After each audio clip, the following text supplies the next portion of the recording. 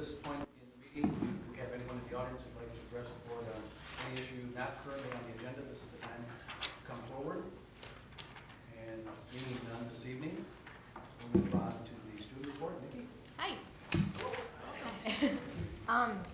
At Wilkeshire, Jim Gill performed a concert last week, and it was set up by the music teacher.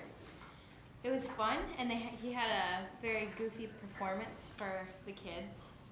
They just finished their Scholastic Book Fair, which was very successful. And parent-teacher conferences are on their second week now. At Murphy, their new science room is open, and it's wonderful.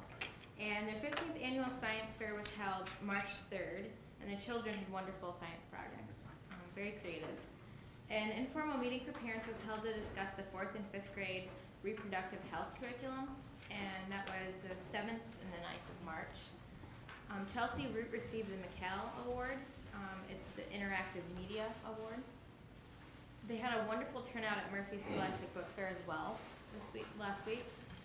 Murphy students participated in the Jump Rope for Heart last week. The children raised over $8,000, and this is a higher collection than last year. The money collection goes toward the American Heart Association, equipment for the physical education program, and prizes for the students. And the Murphy Student Council is sponsoring a food drive this week, starting today, to replenish the Hazlet Food Bank. Going to Meridian High School. 28 students were involved in the Meridian Expo at Hazlet High School over the weekend. More than 5,000 people went through all the booths, and it helped generate scholarship money for students at Hazlet High School, Okemos High School, and Meridian. And at Hazlet High School, the band received all ones at the regional tournament in Grand Ledge over the weekend. And Teen Summit is taking place this Friday. You're all welcome to join. Check it out. The students will attend classes on social, emotional, and physical issues dealing with teens. Everyone chose their top 3 most interesting topics, and there will be many educated visitors sharing their stories and suggestions. That's it. Thank you. Thanks, Nikki. Thank you. Superintendent's report. Yes, I have 3 resignations to announce this evening. Bob Hewitt has determined that he is going to retire in June of this year. Bob has served the district for 33 years, actually been in the district for 40-some years, attending school here and becoming a physical education teacher and later on a Wilkeshire principal. And we owe Bob a great deal of gratitude for all of his hard work with the Wilkeshire Center and the new development going on over there right now. And then Kathy Atkins, Murphy, library coordinator, will retire at the end of this year. She's been with the district for 14 years, and we wish Kathy and her husband Dean our well wishes in their retirement. And then finally, Megan Gray, second grade teacher that's been with the district for 6 years, will be resigning at the end of this year to pursue a career in nursing. So we wish Megan much good luck in the forthcoming years. And then finally, we have scheduled Meet the Candidates night for the two board seats that will be open this spring. Lori Barbieri, Chris Cody, Don Frank, Dave Hamilton, and Jim Wood hopefully will be with us on April the 20th at 7 p.m. right in this room. Bob Hewitt will serve as a moderator, and we'll run an event similar to what we did a year ago. So we're looking forward to that evening. And that concludes my report this evening. Okay, thanks, Mike. Moving on to discussion items, we have a presentation tonight from the Hazlet High School. We have a number of people here. We have Dee Schnarr and Charlie Alkiski and Roger Lawrence and Lynn Bartley. And so I'm not sure who's going to. Dee? They voted that I would look like the long-winded one and give the main ideas. You get to go first. I guess so. But we're very brief. Thank you for inviting us tonight to give you a little bit of a closer view of AP. And we'll preface our presentation with just a few current facts and quotes from colleges and universities. Recently, the University of Michigan Admissions Board stated that among other factors, the number one indicator of a student's success in college is the level of difficulty of their challenging class schedule as a high school senior. Ivy League schools and other comparable institutions recommend that their applicants have taken at least 3 AP courses and done successfully on the subsequent AP exams. And also, they look at the number of AP courses that are offered by those students' high schools for considering them for admission. Bottom line, the high school student who intends to go far, achieve high goals, senioritis is not an option for those dedicated students with a vision for a successful future. We offer a variety of challenging AP courses. So you might ask, what is AP? The Advanced Placement, or AP program, was developed by the College Board well over 30 years ago, with the assumption that college-level material could be taught successfully to highly motivated, able, well-prepared secondary students. AP program is recognized by over 3,000 colleges and universities with their own policy on how they accept AP credits. Students may vie for credits by taking the national AP exams, which are offered every year the first 2 weeks of May, and they attempt to earn a 3, 4, or 5, 5 being the highest score possible. At the AP conference that Charlie and I attended last week in Grand Rapids, my AP English Lit presenter, Stephen Fox, had this to say. He said, remember, it's called advanced placement, not advanced exemption. So while a great many colleges and universities do comp kids out of all their English requirements to reward them for their AP scores, that others who do not are allowing students to advance to higher level courses rather than taking or enduring their freshman required introductory courses. And I know other colleges will require the introductory course but then give them English credit for some other requirements that they have or other credit. I look at AP as a wonderful opportunity to prepare students to excel in college and beyond by exposing them to an intense study, a variety of great literature, in my case, raising the bar of expectation in involvement, responsibility, higher order thinking. And as a bonus, we happen to also prepare well for success on the national AP exams. Also, for the last 3 years, I've been privileged to have been appointed to be an AP exam reader, which means I sit in a room with 800 other scorers, half college professors, half experienced AP teachers like myself, and score essays for 8 hours a day for 7 days. And believe it or not, that's a thrilling experience, actually. So I brought some handouts to help speak for themselves. I learned so much. It was ridiculous. Actually, Patty Lutsky, our AP coordinator, had enough so that you could even have one to keep if you'd like. Those are the informational bulletins that our students receive about semester break. And I brought along the AP exam schedule so that you could see when the dates are. And the first 2 weeks of May is when they virtually always are. Here's a little skill list that when you sign up for AP English you would get. And this last handout is just the 2004 scores for AP English. The 56 of my students took the AP exam in English Lit, and then 13 of them chose to take the second AP English language exam, which they also prepare for. And this resulted in 54 3s, 4s, and 5s. Lastly, most amazing aspect of AP for all of us really is the level of thought, work, and dedication the students are willing to put forth in preparing themselves to be the best. So I brought along a few samples, and I'll collect them later, of what AP English students do on a regular basis with each piece of literature that we study. They read nightly, they journal, which you'll see what these extensive documents are that have to have page numbers beside each comment so there aren't any other temptations. And other thoughts, you'll see what the thoughts on paper look like. And that's during the reading, and then the last 2 days after reading and before writing the in-class essay, which you saw last month, they write a reduction, which actually I've been told is kind of a misnomer. It's getting rather lengthy as they keep getting better and better. That has all specific requirements for it as far as character analysis, symbols, motifs, thematic ideas, and some more. So I'll just let you peruse those so that you can see an idea. And these are not the exception. These are the norm of what students are doing in there. Hazlitt High School can boast that we have had AP program here for well over 30 years. This is really quite a record. Every time I go to an AP conference, there are at least 5 other teachers there whose schools are just now starting an AP program.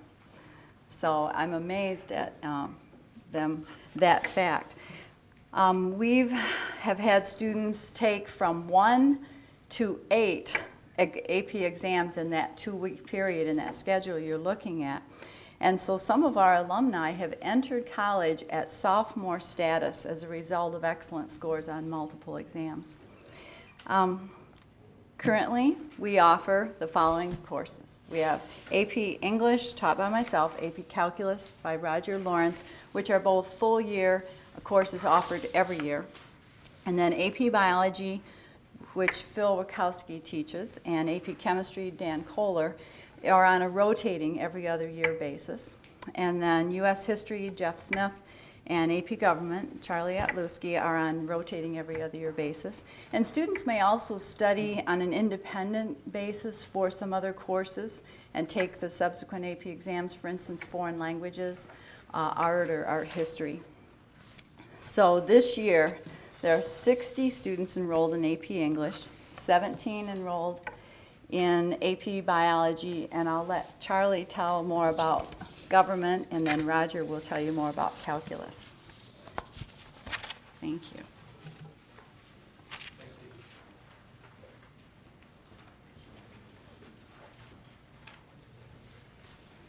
Thanks, Dee.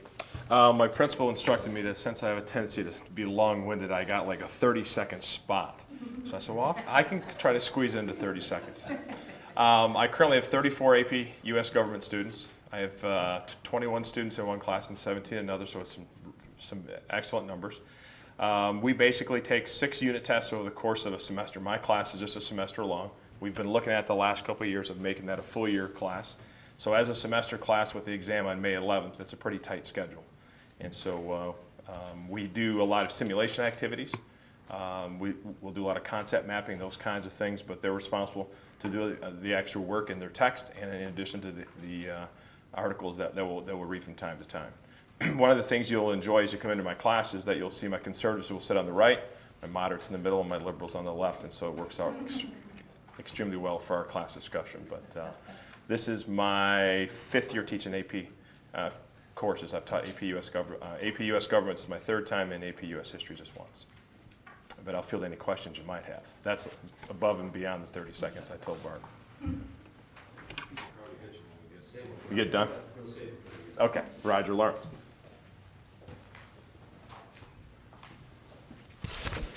I've got some more stuff for you to read through. Like Dee said, I teach AP Calculus.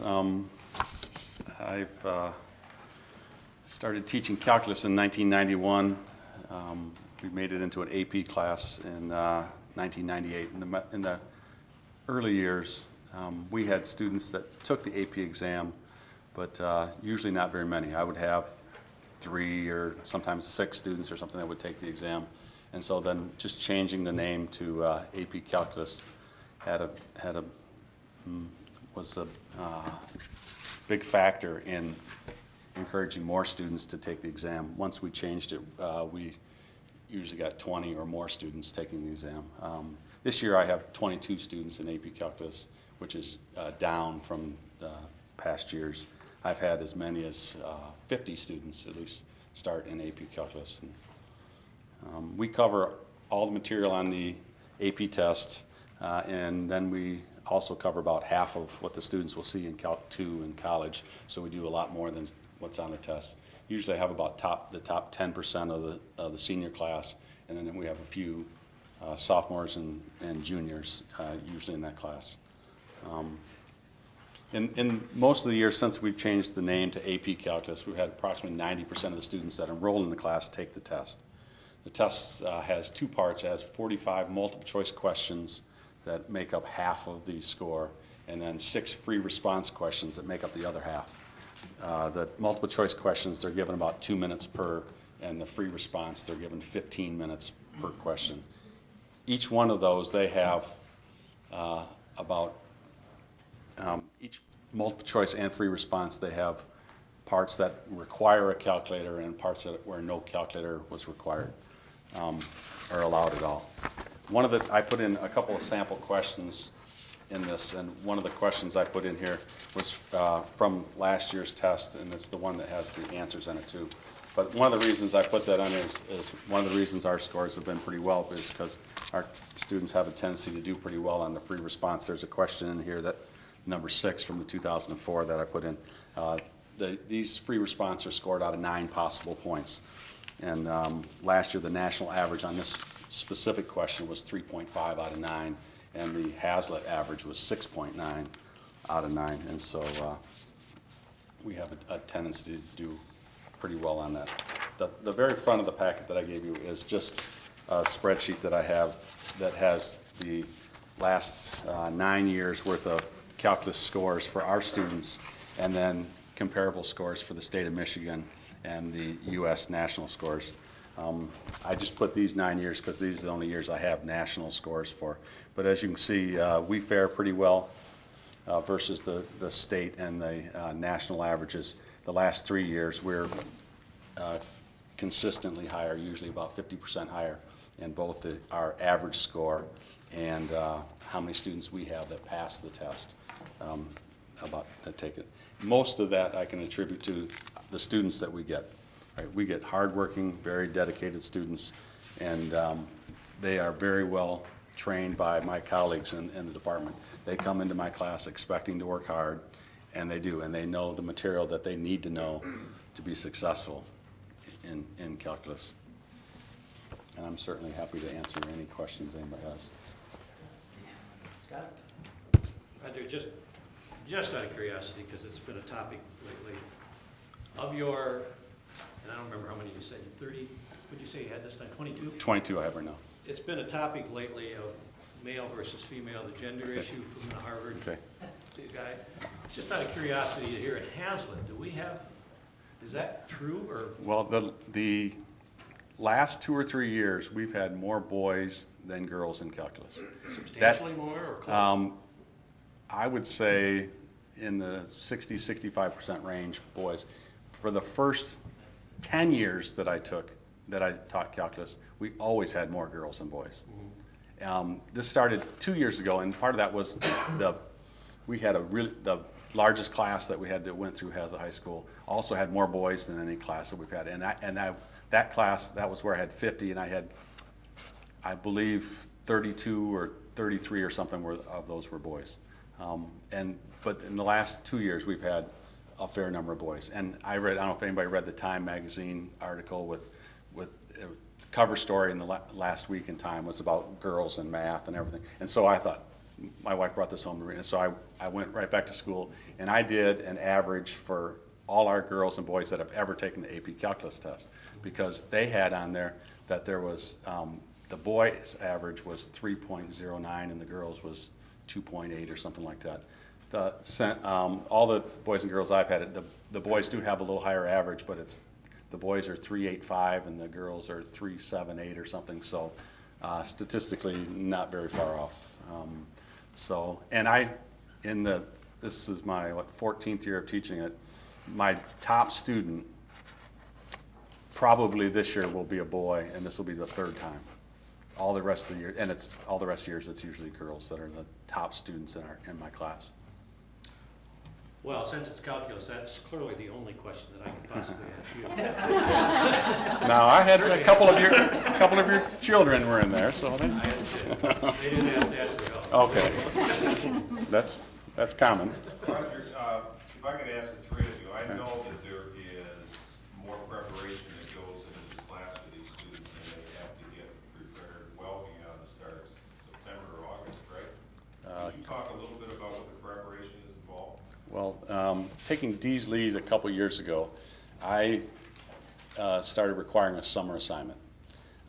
My summer assignment is essentially doing some review of algebra that you had before, and then some new algebra. We don't get into any calculus in the summertime.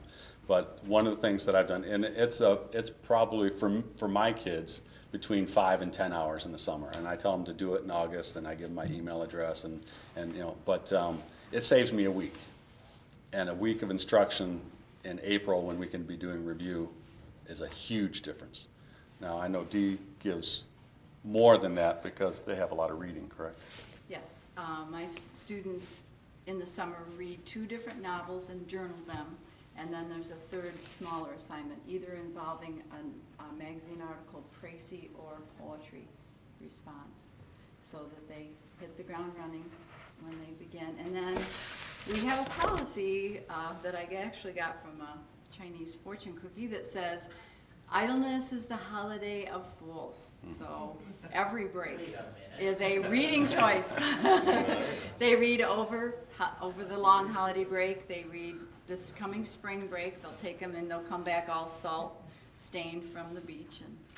But yes, it's something that we try to instill. I've been called foolish before, and some consider it a virtue. We, Do you, go ahead.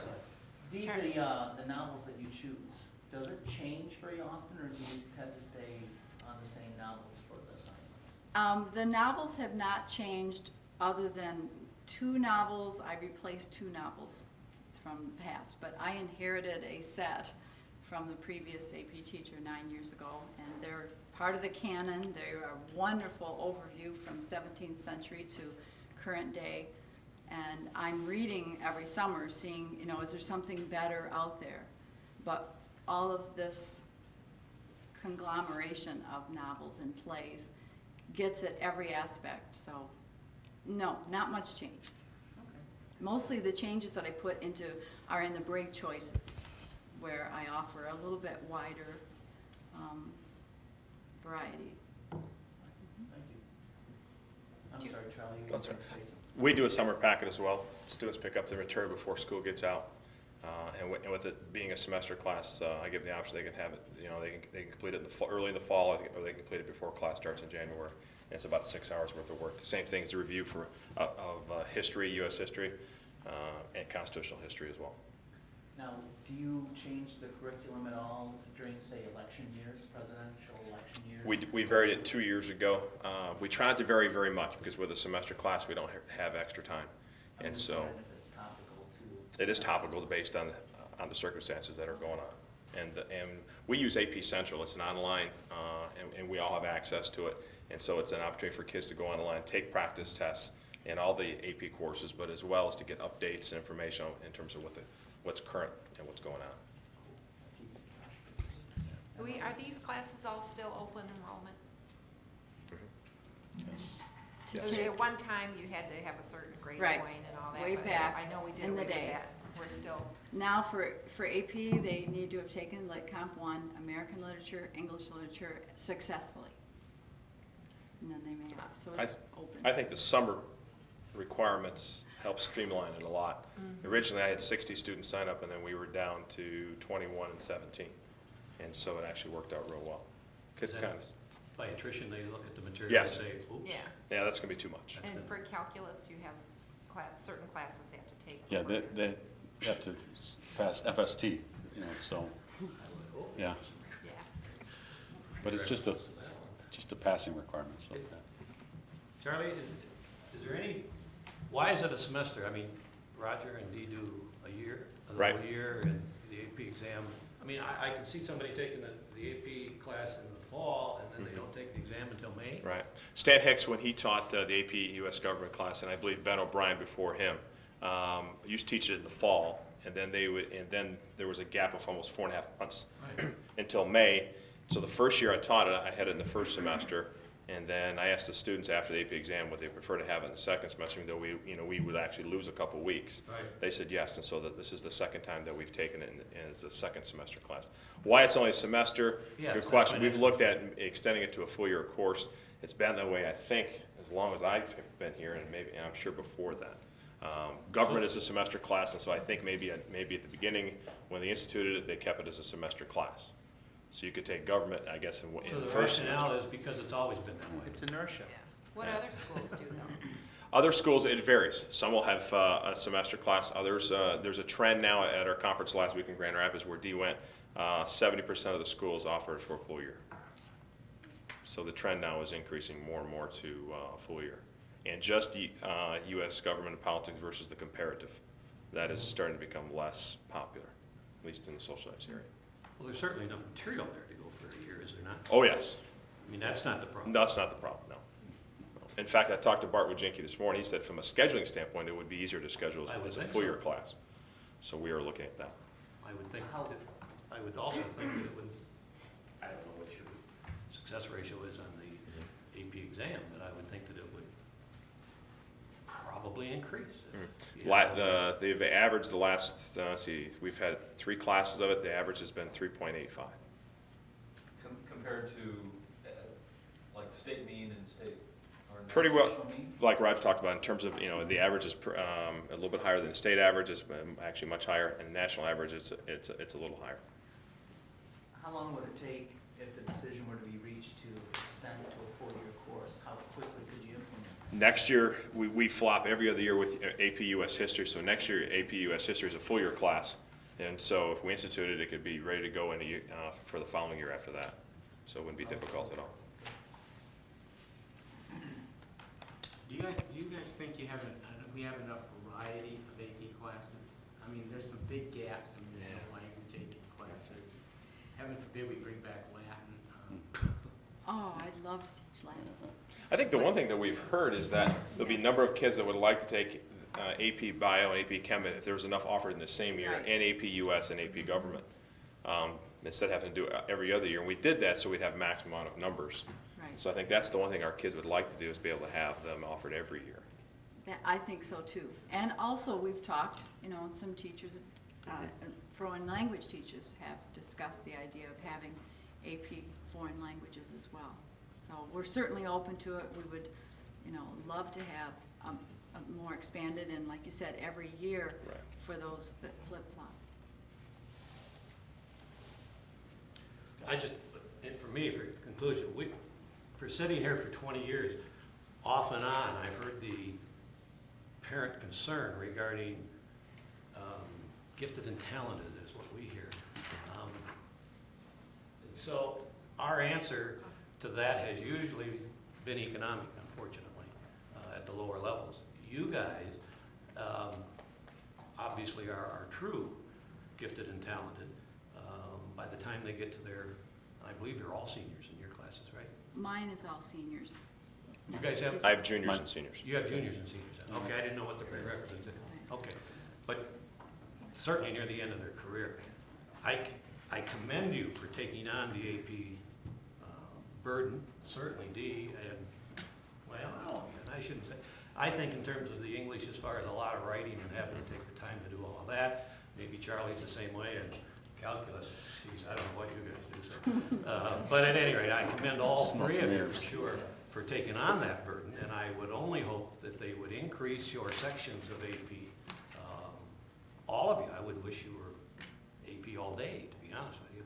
And I would also encourage any other level, whether it be, God forbid, foreign language, art, whatever, as many APs as are available, so that we could have the answer, we meaning the administration and the board, that we do have gifted and talented available, only it's at the end of their career when they're ready to go to college.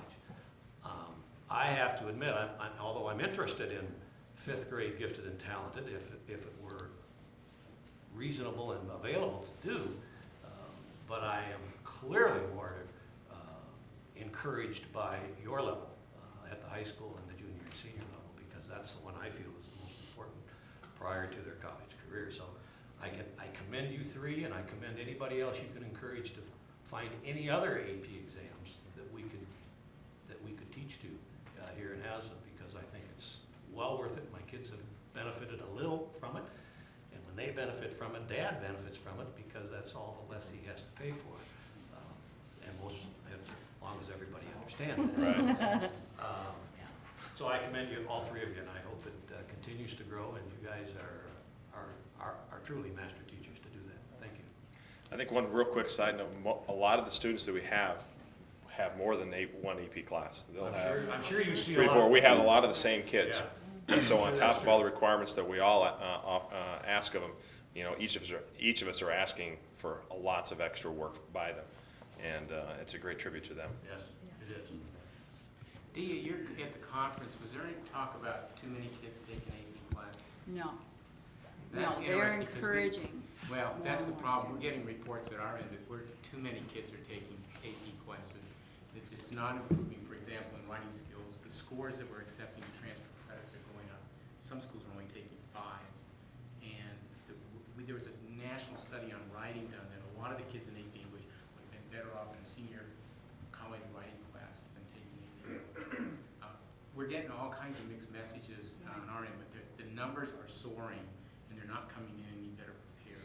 Well, what happens, I believe, because we've talked about this a lot at the AP Read, that some states are requiring that their students take the AP exam and paying for that AP exam, regardless of whether those students are prepared. So while numbers of taking the AP exam are increasing, numbers of students taking qualified AP courses are not necessarily increasing. So that's why we're looking at some scores. You know, in these last 2 years when I've read, there have been many essays gone past me that I had to give a 1 or a 2 or a blank sheet of paper as something to score, because the students are not prepared. But the bar has not been lowered. No, I The know same that. criteria. We're upping the bar, Right. because we're seeing so many more 3s versus saying no. We're gonna now only accept 4s and 5s for credit. Some schools in the country are only accepting 5, and the increasing number of schools are saying we're not even gonna accept it. I mean, And for part of college that is credit. economics too, Right. because the Sure. college Yeah. and university loses. One of the things that we talked about Grand Rapids is in the state of Florida, Jeb Bush offers school districts that if for every student that takes an AP course, they get $1,000 that are awarded not to the student but to that school district. For every 3, 4, or 5 that the state of Florida, that a student in the state of Florida passes, the teacher gets $55 per student. That just started this past year, and our legislator, our teacher who was from Wisconsin, our instructor, said Institute that in that there were members from the Michigan state legislature that made the trip to Florida to meet with Jeb Bush and discuss that. Obviously, we're not in a situation, I don't think financially in the state of Michigan to do that, but that is maybe a reflection of what's going on as well. Bargaining issue? It could be today. Yeah. You're the math guy. Yeah. I can do that Why pretty did you quick. bring that up? But, so I don't know if that trend is, I don't know if that's a direct relation for those figures or at this point, but at least maybe in Florida it's increasing because of that. Right, it's a general trend, at least in the conferences I've been to and to the AP Read, to try and open up these AP courses to a more diverse clientele so that all students have the opportunity. Maybe they're trying to go about the opposite way, you know, let them take the exam, and then maybe schools will start actually offering courses that can get those students prepared. So that's only, you know, conjecture, but yes, there are a lot more taking the exam.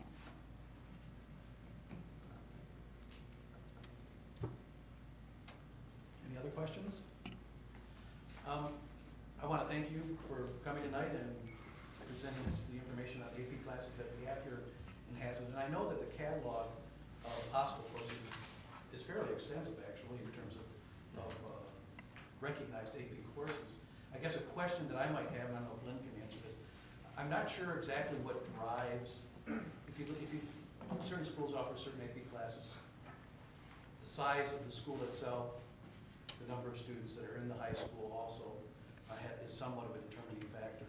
And you have to have enough students to make the class viable, so that if a teacher is going to be teaching the course, they can't be doing it with 3 or 4 students. It's just not economically viable for the district. But do we get, I guess, from students and parents, do we get requests from students and parents in other academic areas for upper level or AP classes that we don't offer?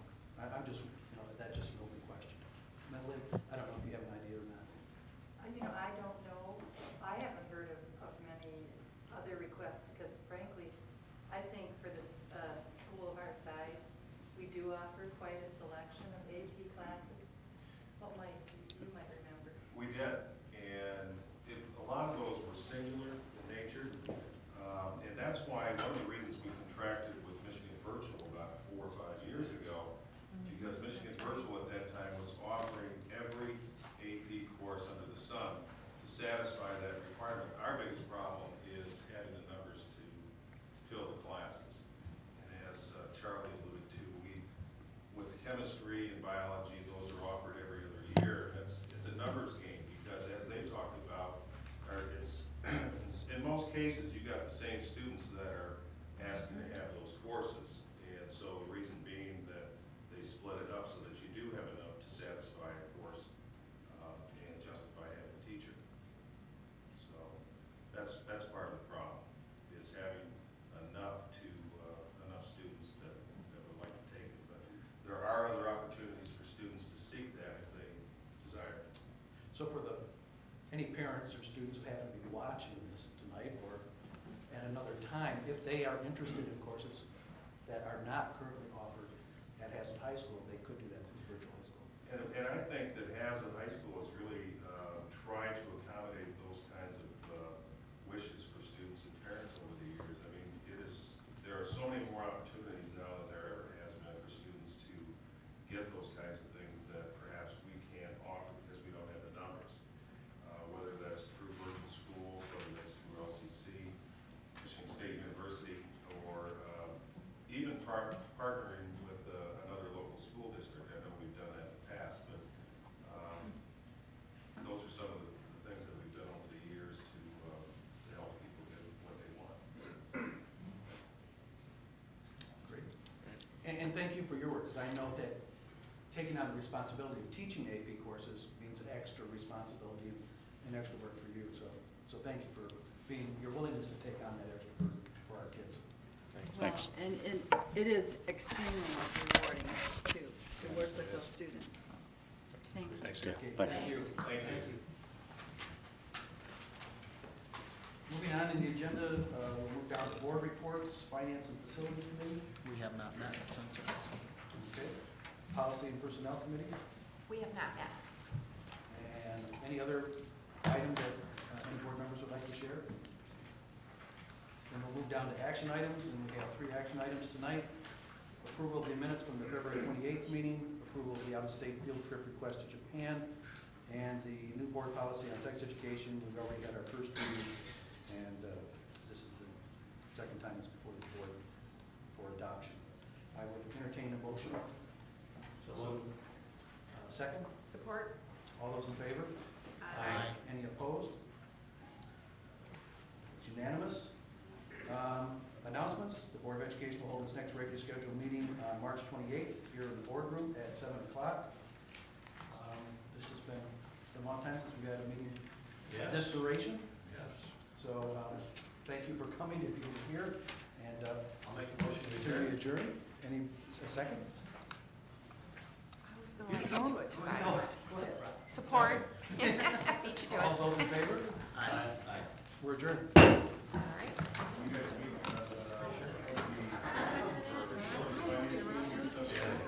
45.